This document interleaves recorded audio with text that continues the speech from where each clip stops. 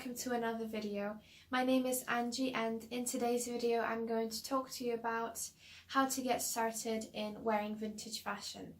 I will cover how to find your style, where to shop for vintage and how to become confident enough so you can wear vintage clothing every single day.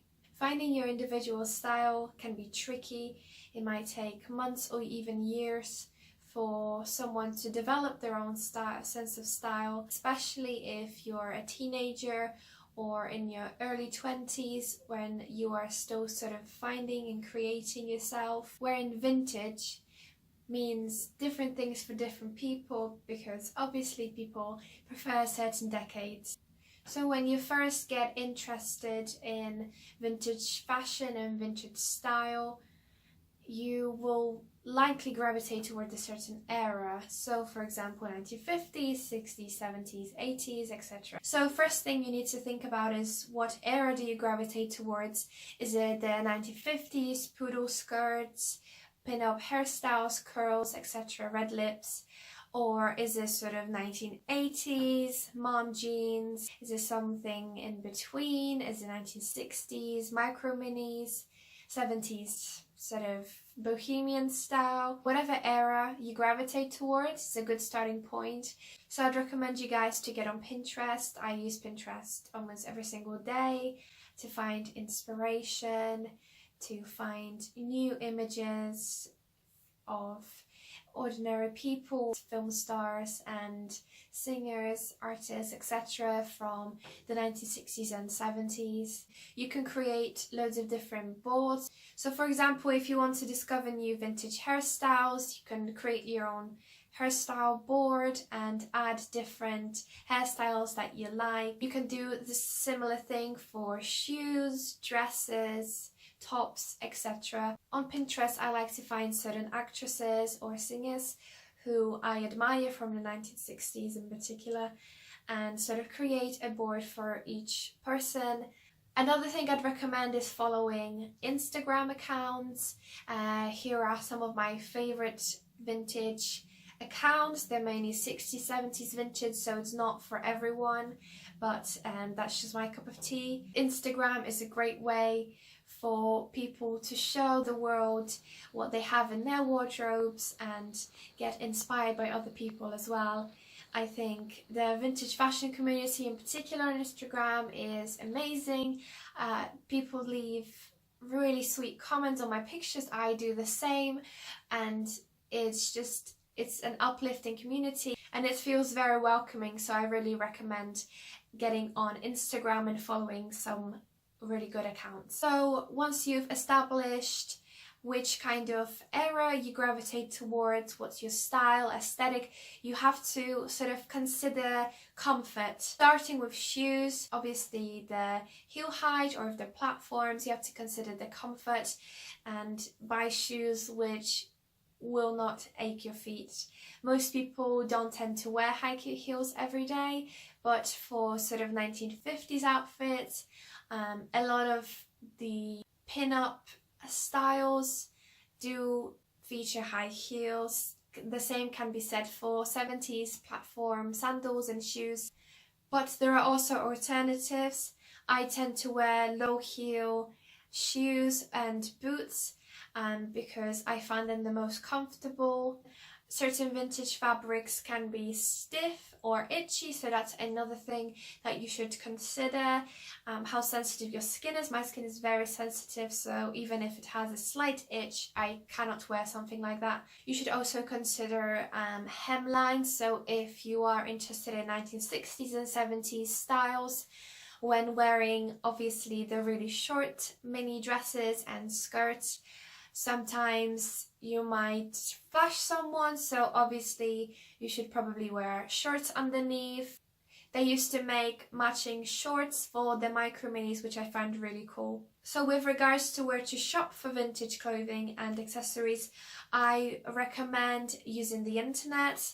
The main advantage is that you get all the information there. You get the price transparency, you get measurements, what fabric it is, the size, what decade the item is from. You get wonderful pictures to go with it and you can really compare every item so that you can make the most informed decision.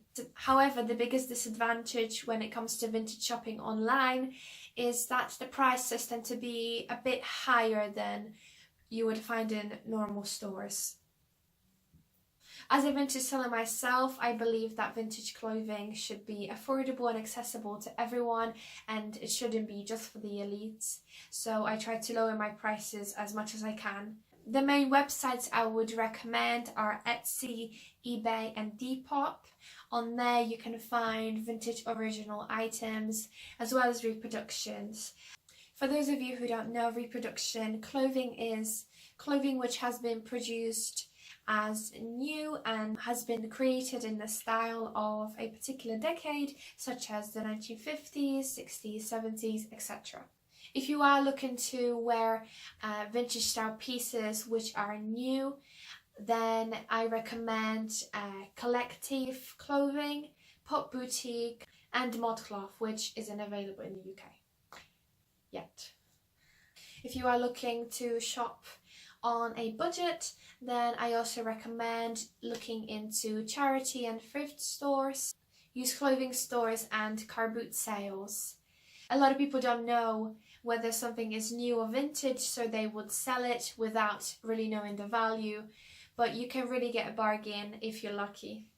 Also, ask your family and friends, ask your grandma and your granddad if they have any clothes that they want to get rid of, because it's quite likely that there will be some vintage items there, and you can give them a new life, which I think is amazing when an item is passed on from generation to generation. So now I'd like to talk to you about how to become more confident in wearing vintage clothing on a daily basis. So it's quite inevitable that if you are dressed in an eccentric way, in this boring society that we live in where people kind of wear blacks and greys and nothing really in between, you will stand out. You might even be ridiculed, bullied, that kind of thing. It does happen, especially if you're at school or college, when you're around peers, that the peer pressure is there in order to fit in so you can belong. But ultimately you have to completely change your mentality, and it does take practice. It's kind of comparable to social anxiety, where you feel like everyone is judging you and everyone is looking. But the thing is, more often than you think, people will be looking because they are admiring, because they like your shoes or because they like the way you dress. It does take practice. It will be a gradual process. No one just completely throws out their entire wardrobe and gets a completely true vintage collection.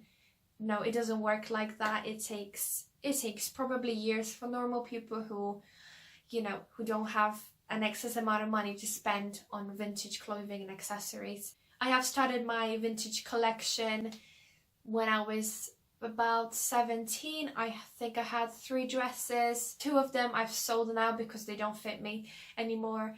And it's a gradual process, and ultimately what I want for myself, which isn't a goal for everyone, but for myself personally, I want to have a vintage wardrobe comprising of solely true vintage items from the 1960s to 70s, maybe a few sort of other decades here and there. It will take a few years for me to have everything from that decade and everything to fit me, everything to be comfortable. It's a process. You can't just magically create your own wardrobe unless you're super rich or have a personal stylist. What you can do is gradually start to get rid of the modern pieces, something that can't be styled in a vintage way. You can sell them or donate them to charities. With that money, you can save up to buy a beautiful vintage dress. So that's it for this video. Thanks so much for watching. My name is Angie, and stay groovy.